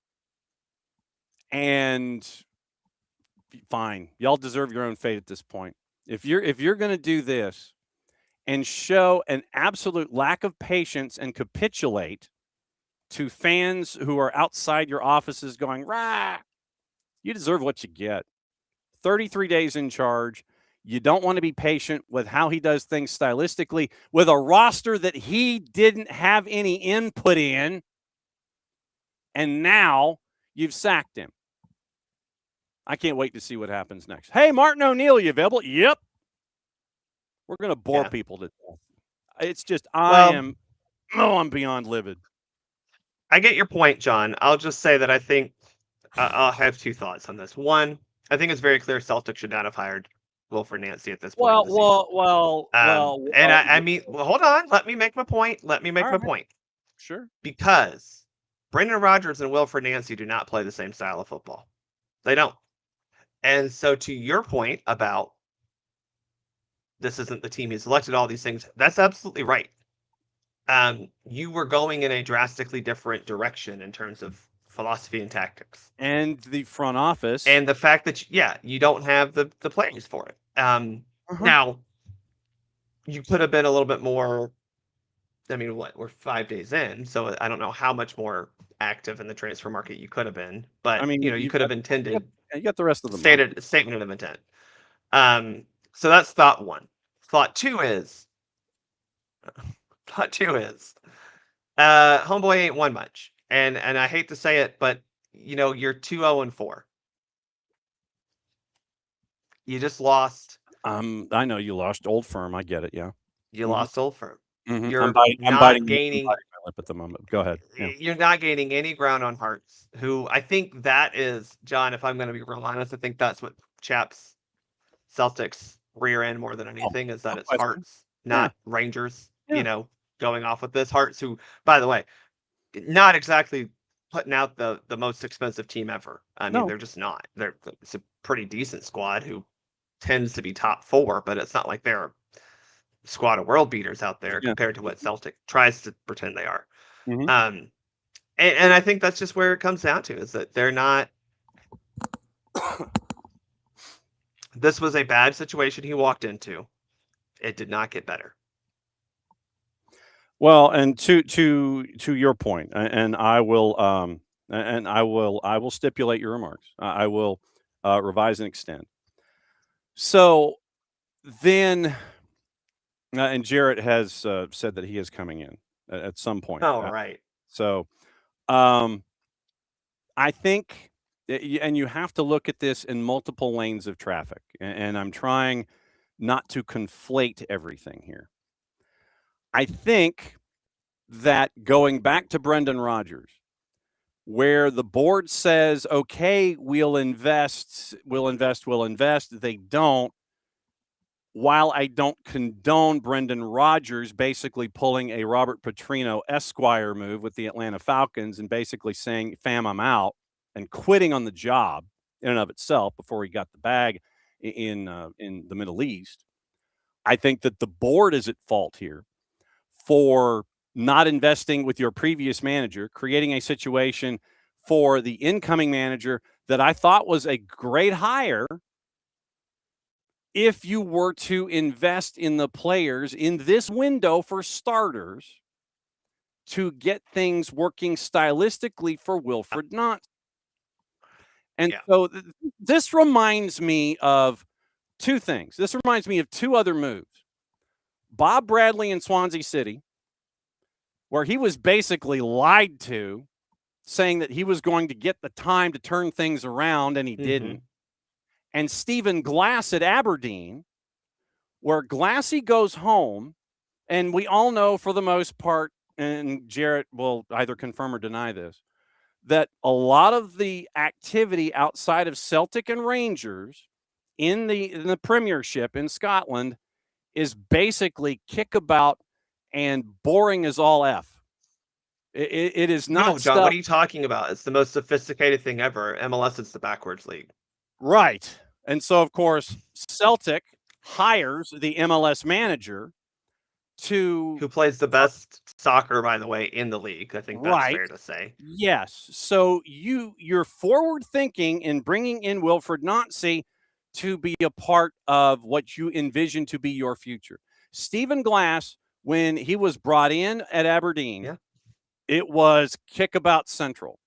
And so then Stephen decides, hey, I think if we punch Celtic and Rangers in the mouth instead of sit there and genuflect at the almighty powers that are in the SPFL, I think we've got a puncher's chance.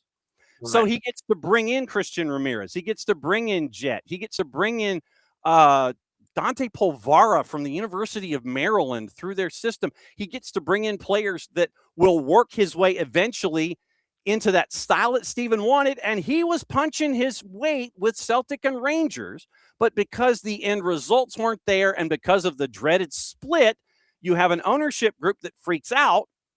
Oh my God, oh my God, oh my God, are we going to be in the bottom half of the split and are we not going to be able to chase after a championship? Then you send Steven on his way. And we see where Aberdeen has gone since when you brought in Jimmy Thielen. And once again, we remind folks that they fired Jimmy Thielen over the weekend. So the same kind of thing that was going on at Aberdeen, you bring in Wilfred Nancy to try to turn things around at Celtic, but you don't give him the time to let him turn things around at Celtic. And you freak out because, as you said, Hearts right now in the table, top. I get it. Fine. It can't be that. That can't be right. We have to be at the top of the table. I get it. That's because of the history that's there. But then you don't give Wilfred Nancy the time to cook and understand that it's going to be a growth curve with those players that aren't his to begin with. And Steven Moreira, if I'm not mistaken, and Aiden Morris were both being looked at by Wilfred Nancy. I think Moreira was in the crowd at Old Firm. So if you were to bring in a center back like Steven Moreira, that would help you out. That would be more of that Wilfred Nancy style. Well, I think we can all agree the issue is he doesn't have Darlington Nagbe. I mean, look, the metaphor that I'm going to use is you're asking a French chef to make a Scottish dessert. Yeah.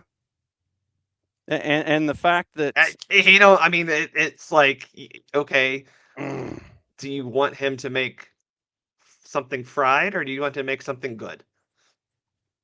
And you give him an ish kitchen with crappy utensils. Yep. And then you're not satisfied with the dish that he makes with the 9-month-old beer that you have in the back of the fridge and the veggies and the fruit that are turning colors. Yep.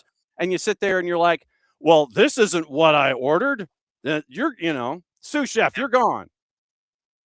Well, if you'd stock the fridge, moron, then it would be better food and you wouldn't have folks coming over and looking at your score and sitting there and wondering why you got a 32 and you had rats in the back.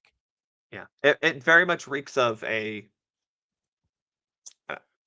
This is so going with this metaphor. This is so reactionary. It reeks of a Scottish nobleman who's mad that his estate is crumbling to pieces because he can't find the way to maintain it, and then he blames the estate manager for all the things that are going wrong that are his fault. Well, why can't we afford this? Well, because you're spending too much money. Or, well, why can't we do this? Well, because you don't have the resources to do it. And yeah, I mean, look, I hope Wilfred Nancy finds a way to get back. I hope Wilfred Nancy gets a gig in the SPFL. Hell, I'd love it if Wilfred Nancy went to damn Aberdeen and basically took those and beat yours after he took yours and beat theirs.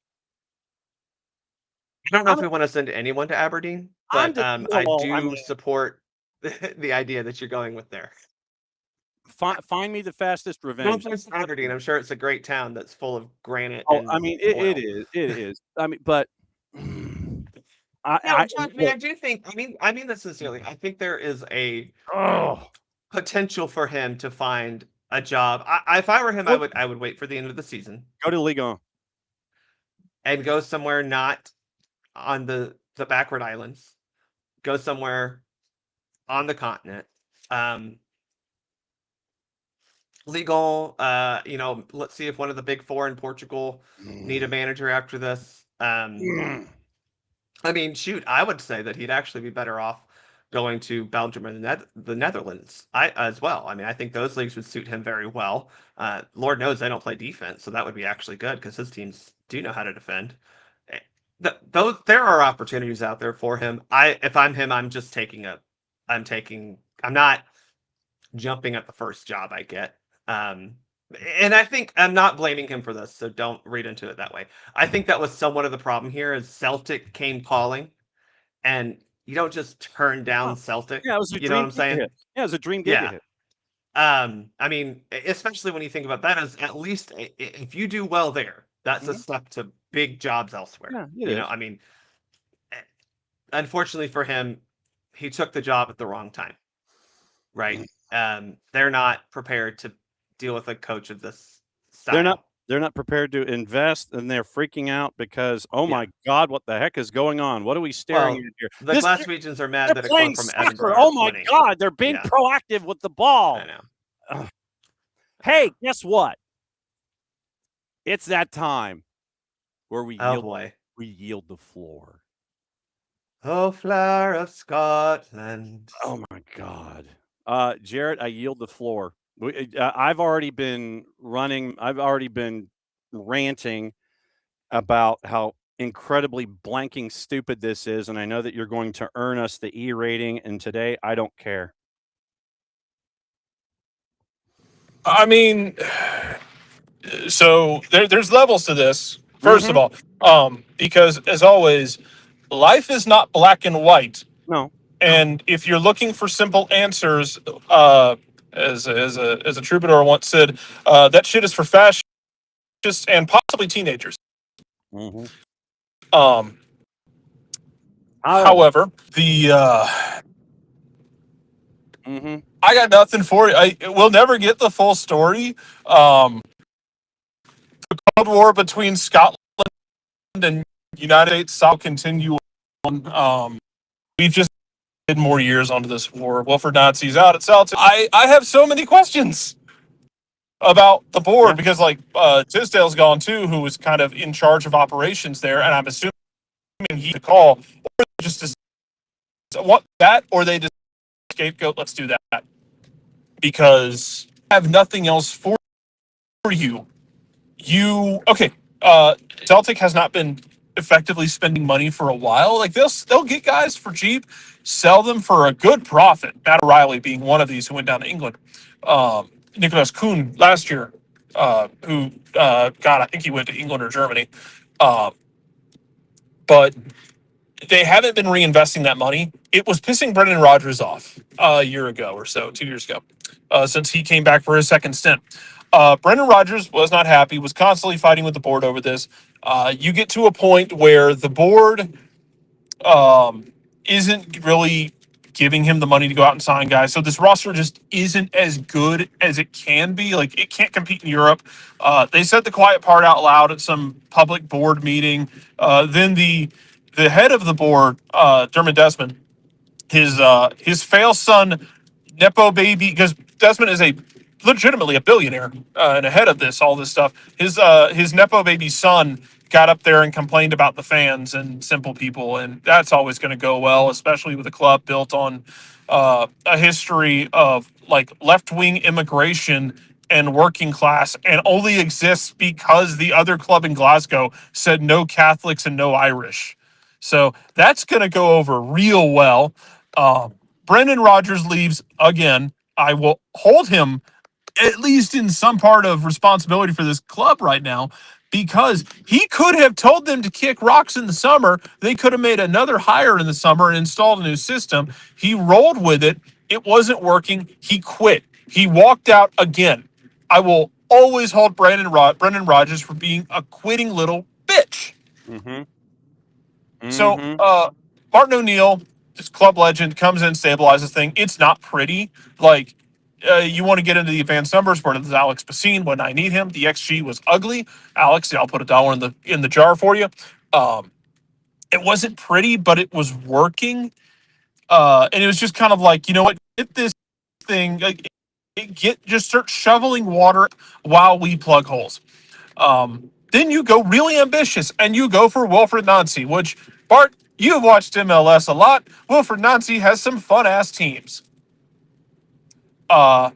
Celtic does not have the players to hey Alex. Celtic does not have the players to play Wilfred Nancy style. Straight up. They are, I don't know if anybody here has watched them. They are not technical enough to play Wilfred Nancy style. And that is on the board and recruitment, and it's just been bad. What I want to know, so when he comes in is right at the start of an incredibly stressful stretch. It's 3 games. One of them is a match against Hearts, who currently leads the league. One of them was a cup final against St. Mirren. And then, God, I forget. One of them was a European match where they got just bulldozed. Mm-hmm. And like, my question is, like, why did you want him to come in during that time when he's not going to have any time to install what he wants to do? And what he wants to do is radically different than from what you're doing. Why did you pick then? Also, Wilfred Nancy, this is directed at you because I know there is a lot of scorched earth going in the direction of Celtic. I'm going to direct a couple of these to Wilfred Nancy. Like, why did you take this? Why did you take this at that moment where you were not going to have time to install what you want to do? If you had gone in the summer, I understand you didn't want to leave Columbus in the summer. Completely understand that. Why did you take this then? At that stretch and he lost all 3 of those games, including a cup final. And it's a Gummy Bear Cup, who cares? But it's a trophy. Mm-hmm. Why did you take it then? What good did it do you? And what was the promise from the club? Like, did they say, look, we're bringing you in at a rough time. This is going to suck possibly, but we're going to give you all the time in the world. We'll give you a window. Because they fired this man after a month and change. Like, he didn't get a window. Like, they just signed somebody. They were talking about bringing in Diego Rossi. They were talking about bringing in other players to fit what he wanted to do. And now that didn't happen. And now Celtic just sits here with egg on their face after a month. And Wilfred Nancy's reputation is kind of down the drain with it. So, oh my God, John, Mm-hmm. Bart, I yield the floor for a minute. Yeah, I had before you popped in, Jared. I had compared this somewhat to when Glassy went to Aberdeen, and you had a coach who got to start bringing in players, but then you had a front office who freaked, and then you send Glassy on his way, and they went back to playing kicking rocks and just awful navigatory cures for insomnia, and so that was what had popped into my head. And Bart, I mean, he does bring up a solid point. It's like, I don't know if we'll ever know the final details on all of this, but why did Wilfred take the gig then? I mean, obviously, was it just because it was at the end of the MLS season? Okay, I'm going to dive in here and we'll see what happens. Was he promised things? That to me is the thing in all of this. When you go and take the gig, did they promise you stuff? And did they ultimately sit there and go, well, this isn't working? I'm wondering. That's my question, John. And I think Jarrett probably has the same question of, if you weren't prepared to give this man the rest of the season to implement his style, to show this is what we want to do, to vet which players there can or can't play that style, not many, then what was the point of hiring someone, again, who is drastically different from Brendan Rodgers, and probably even more drastically different than Martin? Brendan Rodgers does believe that you are allowed to possess the soccer ball for more than 2 seconds. I think that's his max, but he does believe in that. But Martin O'Neill is very much it's not. No, it's not what they do. You're transferring to a guy who, you're transferring to a guy who believes the ball is the end all be all. If you have the ball, you are going to win the soccer game, right? And you need to have the ball at your feet. You need to be passing the ball along the grass, which is another just novel concept for this Premiership. Sorry, Jared, I know we're talking all bad things in Scotland and soccer right now, but I think what bothers me too is Celtic has always been the club and in Scotland that is going to dominate no matter what style of play they play, right? What they have lost over the years, I think, is they haven't been as successful, I think, as I would want to be in Europe. And that's where I think Nancy and his style would have helped them. Look, you can sacrifice a bad year in the Premiership. Hearts win. My God, I know again, a Glaswegian club letting an Edinburgh club win is probably tantamount to a Catholic becoming king of England. But it's not the end of the world. If you could take a year ago, well, that sucked. Next year we're going to go back to winning however many it was they won in a row not too long ago. But if you can then optimize your roster and optimize your play to do well in European competition, that is going to bring you more money and more notoriety that you used to have, because that's where you happen to make some noise every now and then. So, yep. Nino Torres is attempting to join us from Lima, Peru, and so so that way we would have Jarrett with what's going. Oh wow! So Bart just went ahead and Oh my God, he did the Irish goodbye. he did. All right, so let me bring Nino. love it. Let me bring Nino in here. Bart didn't have to leave, but he left. Okay, so Nino, I put out the bat signal for you this morning for the obvious reason, and you're in your studio space. What's been the early vibes? Because I know that you had a show that you just had that just ended. What's been the discussions in your circle this morning? It was just a matter of time. It was just a matter of time. It was a time bomb. What happened with Amorim? To just at this stage, as the United being one of the biggest clubs in the planet, in the galaxy, I'm surprised how long he survived. Really? I am, yes, because it's the first impact. He was nice, he all the dynamics with the new coach and the new system and all that, and then it's an animal that was too big for Amorim. It was just too big for him. That's the reality. You don't have time. You don't have the luxury of the time in teams like Real Madrid, Barcelona. Xavi is struggling now too, man.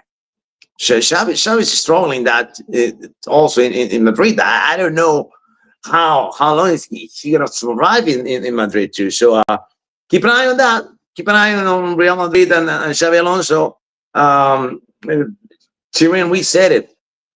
When you go to these clubs, it's you gotta be careful. You gotta be very careful, because the manager role and the coach role, they gotta be integrated, and you gotta manage players, you gotta manage egos, you gotta manage situations, because in the end, you're there to win. You're not there to lose a player. No, you're there to win. If you gotta overlook a few things in order to win, you'll do it. And I don't know how many things did Ruben Amorim overlooked at United. No, we don't know, because we're not there. But based on the way of he manages teams, the ways of his tactics minds are going. He needed more time, and he did not have that time. And we've been discussing Amorim this morning. Wilfred Nancy has now been let go at Celtic after 33 days. And it is two situations where really you have the notion of Ruben Amorim, Sir Jim Ratcliffe is like, I want him to go 3 years. And then he has the press conference that he has this past weekend going up against Leeds, the 1-1 draw, where he's like, I came in here to be the manager, not the head coach. And so obviously there's disagreements with what's going on up front.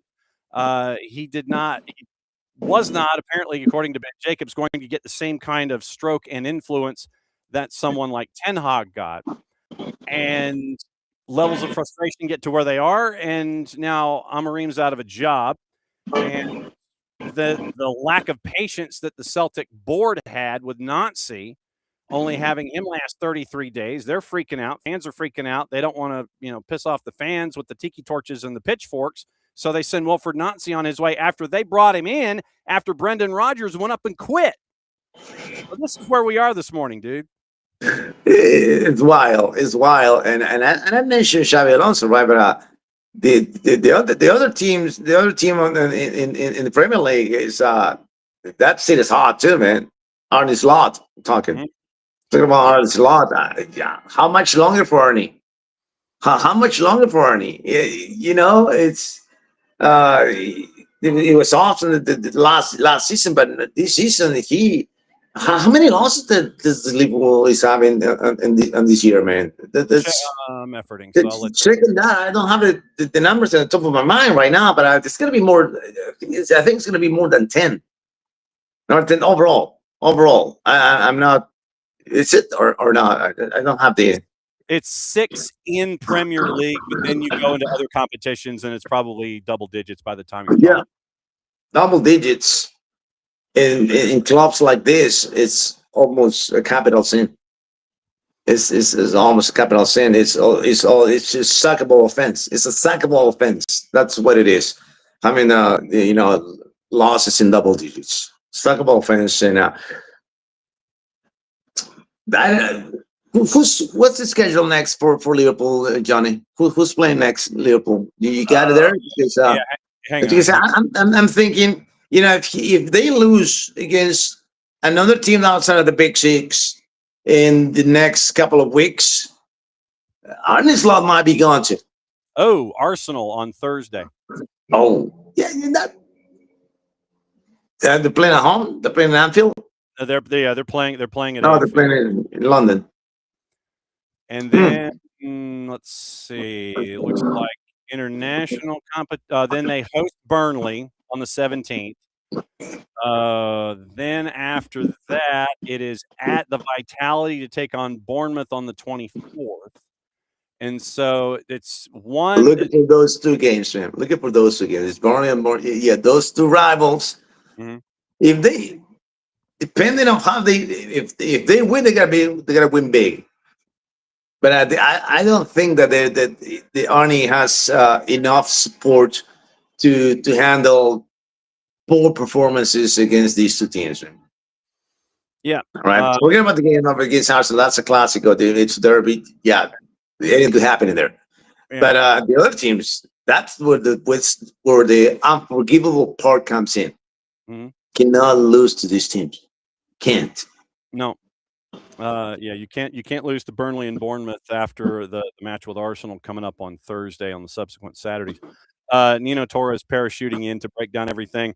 Over his left shoulder, he's got his Manchester United artwork, and he is our oracle when it comes to the leagues of Portugal, where we get to find out about Ruben Amorim and got the education about Ruben as he was going from Sporting to Manchester United. And when you look at, and Jared will follow up here in a second, but when you look at stylistically, Ruben Amorim, he was getting the dudes that he was looking for to fill in the gaps.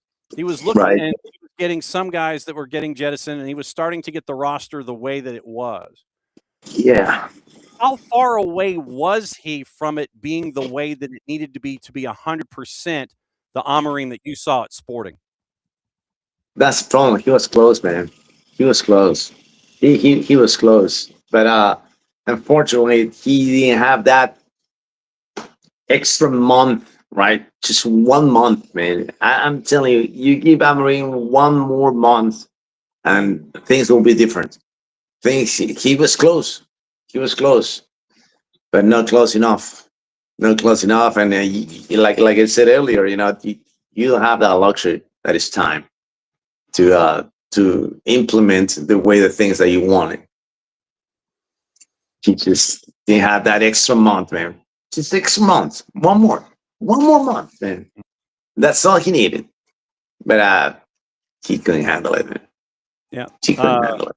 All right, Jarrett Smith for Nino Torres discussing possibly Columbus Crew and Wilfred Nancy and Ruben Amorim and Manchester United, a full morning of coaches getting sacked. Jarrett, what's on your mind? Oh, I've complained enough about the board at Celtic and what they have done with their philosophy and shifts. My question is honestly for Man U is like, what do you do now? Philosophically, if you're Manchester, what do you do now? Like, where do you go find a guy to get this across the line who could then implement something in the offseason that you could use as a long-term plan? That's it's a good question, man. It's like I got some forces now, man. Where do we go now? Where do we go? You can play that song and in Manchester now. The problem is that there's not a single name that has been leaked yet, right? Because nothing. So, do you got an interim coach now, and then up until when? Up until when is that interim coach is going to take over? But most likely, I'm this is my guess. I could be wrong, but the smartest way to do it is to stick to this interim coach until the end of the season, and then figure it out. Then start from zero next season. That's my point of view. I don't necessarily going to be right on this one or on the same page as the guys in Manchester United home office, front office. So, first off, thank you for joining us on the quick after you got off the air with your first show of the day. And I imagine that your business is going to pick up for the remainder of the day and for the rest of this week. We will catch up with you about all the normal things on Thursday at 10 o'clock. But I can't thank you enough for parachuting in on short notice for the breaking news involving Ruben Amorim and letting us know what's going on. We'll probably talk about it a little more with Nino Damas on Thursday at 10 o'clock. But thank you for crashing the party, my friend. Always great to see you. Thank you, Johnny. Thank you, guys. See you next time. Bye-bye. Goodbye. We'll see you Thursday. So Nino's going to come back on Thursday. So now it's you and me. We have put out the bat signal to our friends in Columbus, Ohio, and hopefully we can catch up with them this week to find out what the heck is going on. But let me ask you this. Was I far off with my analogies of Bradley and Swansea and Glassy and Aberdeen where Wilfred Nancy is concerned? I don't think it's a 1-for-1. Right. Aberdeen making the jump to Stephen Glass was trickier because it was basically such a hard tonal shift from what Derek McGuinness was doing at Aberdeen. And he's doing it at Hearts now. It is a bit more hard-nosed defensive, like old school, if you want to call it that. Whereas Stephen Glass wanted to play more of a free-flowing, which the irony for the Stephen Glass tenure is that his best games were against Celtic and Rangers and in some of his European games when teams... Oh, he's drifting out in cells. So when Jarrett comes back in, because he is dealing with those things called the Rocky Mountains, or someone tried to call him at the same time. So we'll see. We'll see if Jarrett can have his phone behave. So can your phone behave? Are you in between mountain ranges, sir? Yeah, literally. Yeah, literally he is. So nothing like being right in the middle of a point and then having a mountain range get in the way. Breaking news out of Sporting Kansas City. They've appointed Rafa Vicky as their head coach. Won the Swiss League and Cup double in 2023. So obviously pending receipt of his P1 visa, 2.5-year deal through 27-28 with a club option for 28-29. There's going to be an availability tomorrow afternoon late in Kansas City. Later today, you're going to have the media availability for Michael Bradley as he takes over the first team with Red Bulls. Let's see. So statement from Rafael Vicky, then a statement from David Lee. Well, that's not nice. So apparently the studio is being moody. The studio's like, you've been at it for 2 hours. You've been at it for 2 hours. You've been talking the same stuff. All right, so let me get back to Rafa Vicky here really quickly. David Lee with a quote from as a president of soccer operations and GM. Most recently at the helm of Young Boys from 22 to 24. Got them to win the Super League and the Cup double in his native Switzerland. 51, 17, and 20, averaging 2.19 goals per match, appointed back in 22. And that started his tenure there. Let's see, goes through his entire career, but it looks like Raphael Vicky is going to be the new head coach at Sporting. So we'll keep an eye, Sporting Kansas City. So we'll keep an eye on what is going on. Jarrett cannot get his signal to stay with him in between mountain ranges.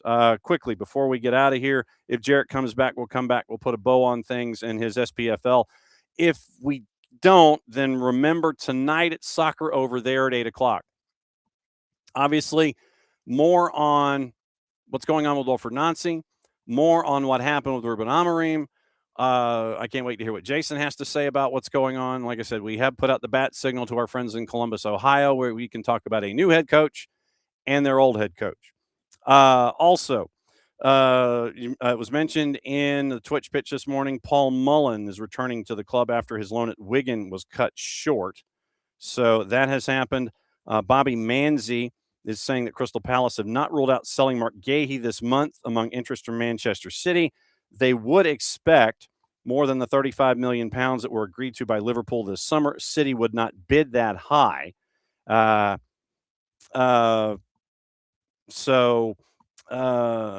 look at that. So hang on just a second. All right. So like I said, trying to do like 19 different things here at once. Yes, Barcelona ruled out a summer move on Gahey. Palace want more than the 35. Manchester City have no plans to go that high if they do, in fact, bid. Tati Castellanos has now officially joined West Ham. It was $26 million on the fee. It is a 4.5-year deal from Lazio, contract with an option for a further year that is attached to that. So that's a little bit of the news and notes. Let me get into what to watch, where to watch it, how to watch it. Obviously, you've got AFCON that has already started, and all of that is brought to us by our friends at Fanatis, fntz.co/soccer down here. That link is important. Helps them out, helps us out, helps you out by adding more matches to everything that you're already watching. With Fanatis, you get BN, which is the home of AFCON, TAC, matches from Argentina, more leagues across South America, all in one place. One subscription, one home. Fanatis, fntz.co/soccer down here. Round of 16, Egypt and Benin, and Nigeria and Mozambique. BN has Egypt and Benin going right now. Nigeria, Mozambique at 2 o'clock. Simulcast on BN and Espanol. A-League had stuff very, very early this morning, and Paramount Plus has the English Championship. Leicester and West Brom, you get to see George Campbell. That is at 3 o'clock on Paramount Plus. So also, Ricky Puig required a procedure after suffering a setback in his recovery from his ACL tear. He is out for 2026. So he'll be back in the 2027 season if everything goes well with Ricky Puig. So a big loss for LA Galaxy in the 26th season with Ricky Puig. Gossip, rumor, and innuendo, what to watch, where to watch, and how to watch it. If you missed The Roots has been posted, and we get to tell you about what's going on. It was a wild night in Australia. On the men's side, we go into that. We give you a golazo on the women's side. We talk about the legal things going on in Canada, and promoting tomorrow, actually, Hamilton Academical in League One, the third tier. They are at the bottom of the League One table, close to it, penalties for not paying bills and such, and they were really hurting. There was a point to where they had a matchup last weekend that they were going to try and cobble a squad together because folks weren't getting paid. They now have a new owner. MSM is now, Morley Sports Marketing is now their new owner. They picked up 97.5% of the ownership shares.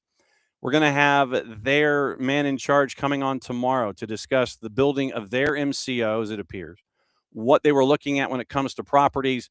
And so Rob Edwards is going to join us at 10 o'clock. Casey White's going to be on at 9:15. Rob Edwards from Morley is going to join us at 10. He'll be joining us from England, and he'll discuss the purchase of Hamilton Academical in Scotland, the rest of their portfolio, and a piece that we didn't know about until we did the digging and found the press release. There's another piece to their portfolio that we thought was really interesting. So we'll kind of look at the entire line of what we've got from Morley Sports Management. Talk to Rob Edwards tomorrow at 10 o'clock and find out what's going on with everything there at Morley and Hamilton Academical. Now, you got the stories for this morning. Adam Wharton has emerged as a target for Real Madrid. That's from AS. Chelsea, Liverpool, Manchester City, Manchester United, all chasing after the Crystal Palace midfielder. Crystal Palace have several targets lined up for January. Bayern Munich's Sasha Bowie, Joao Gomes from Wolves, O'Shea's midfielder Kevin Denois, and keep an eye on all of those. That is, however, from the four-letter paper. AC Milan monitoring the situation with Nathan Ake at Manchester City, Corriere dello Sport. Chelsea's putting together a package worth £130 million in an attempt to convince Real Madrid into selling Vinicius Jr. That's from Fichajes. We mentioned Tati Castellanos, and Spurs have sent scouts to watch French winger Magnus Akliouche feature for Monaco against Lyon on Saturday. They did, however, get to see the Koulibaly cleats into the sternum. Eintracht Frankfurt in negotiations with Newcastle about signing Danish striker William Osula. That's from Florian Plettenberg at Sky Germany. Omar Marmoush attracting interest from Villa and Spurs, but wants to stay and fight for his place at Manchester City. Bournemouth is battling Fiorentina, Cagliari, and Genoa for Atalanta's midfielder Marco Brescianini. That's from Calcio Mercato. Spurs have turned their attention to French defender Oumar Soleil, but face competition from Chelsea and Crystal Palace. Sunderland are prepared to let Luke O'Nien depart this month. Birmingham, Coventry, and West Brom interested in the defender. Julio Soler from Bournemouth, the left back, has emerged as a lone target for Watford. That's from Fabrizio Romano. Barcelona considering a £70 million offer from Sunderland for Fermin Lopez. Raheem Sterling looks set to secure a way out of Chelsea. Newcastle appears to be interested in him. And there's also Wrexham in a race to sign Hammarby defender Hampus Skoglund, worth about £2.5 million, but face competition from Mainz for the Swede who plays currently at Hammarby. Also lining up a potential club record-breaking bid of £14 million for an unnamed European striker. Bayern's Daniel Peretz is looking to current loan deal might be cut short after refusing to train for Hamburger in order to force a move to Southampton. Australian coach John Brady has entered advanced talks to become Port Vale's new manager after they sacked Darren Moore after sinking to the bottom of the League One table. You've got Wickham looking at folks, Luton looking at folks, and John Herdman is now in charge of the Indonesian national team. So you've got that. Let me say hi to everybody before we get out of here, and thanks for dropping by on a very chaotic Monday. Remember tonight, soccer over there, 8 o'clock. Morning, Alex. Morning, Jordan. Morning, Ricky. Morning, David. Morning, Twitch Pitch.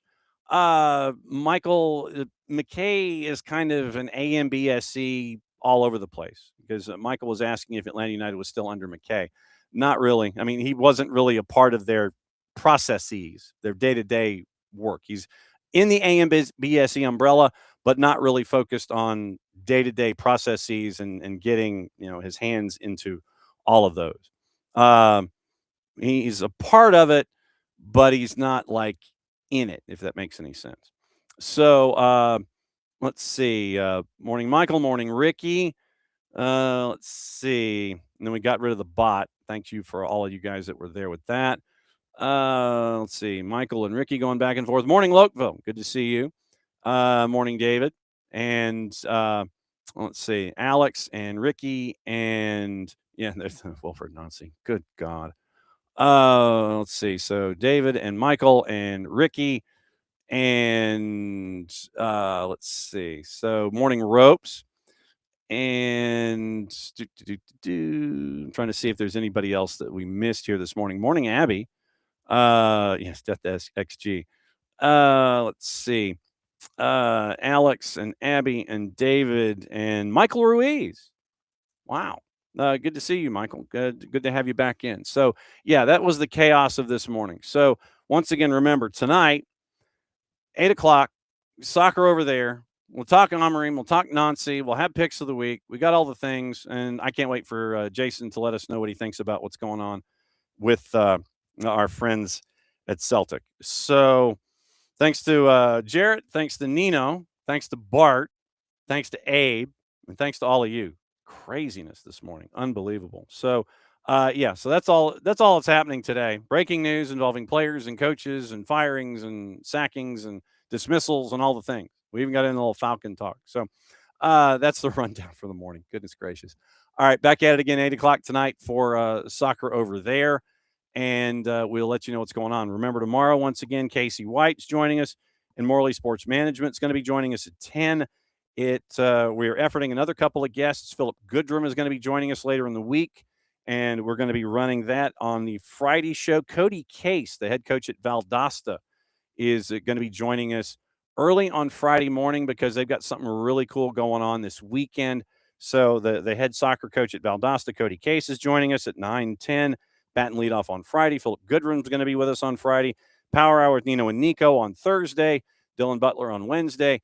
And we still got guests in the queue that we got to figure out. So that's the week that we know. And we'll be back at it again tomorrow. Back at it again to do SDH AM in less than 22. Back at it in 8 hours and 45 minutes with soccer over there. Let the chaos continue. Goodness gracious alive. So, Mucha Platiel, thanks for dropping by on a chaotic reaction Monday. We certainly got those. Play it safe, everybody. Mucha Platiel, since it's the end of the show this go round until something else breaks. It means I get to do this. We'll see you at 8 o'clock tonight.